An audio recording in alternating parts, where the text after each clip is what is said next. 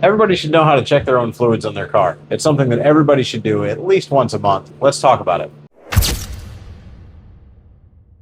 Hey there, viewers. Today I'm doing an inspection on a 2023 Ram ProMaster. And this is something that every teenager should know how to do. If you drive, you should know how to check fluids. The first thing is the brake fluid. I talked about this before. If you take a flashlight, stick it over your brake reservoir, it'll make it glow, and you can actually see the level very easily. Now, in this particular instance, I am a little bit below the max line, but that's because some of this fluid is in the calipers, which is normal.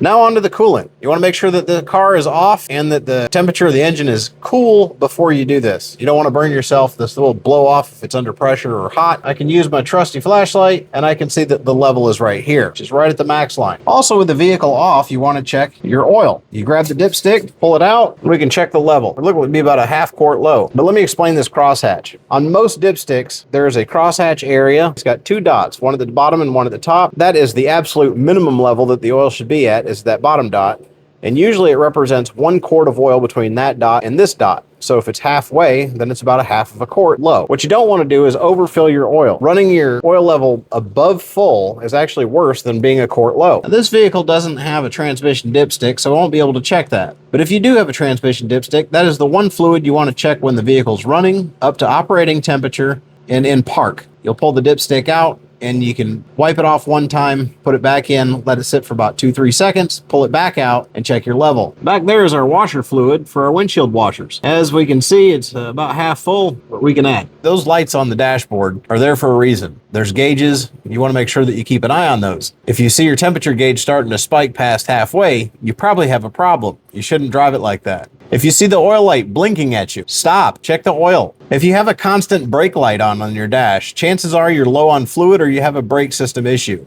It's not safe to drive. Now you'll notice that the one thing I didn't cover is power steering fluid, and the reason I can't is because this is a newer vehicle and most newer vehicles have electric steering. If your car is equipped with a power steering pump, it's usually indicated by a red cap or a black cap. And usually that's on the passenger side of the vehicle, but it does vary from vehicle to vehicle, but you want to check and make sure that that fluid is good too. If you hear a whining when you're turning the wheel, chances are that's a power steering pump. If you're hearing a whining from the passenger seat, it's probably your spouse. Did I miss anything? Something else you'd like me to cover? Drop it down below. I'll work on it. I hope this video helps. As always, thank you for watching. Please like, share, and subscribe.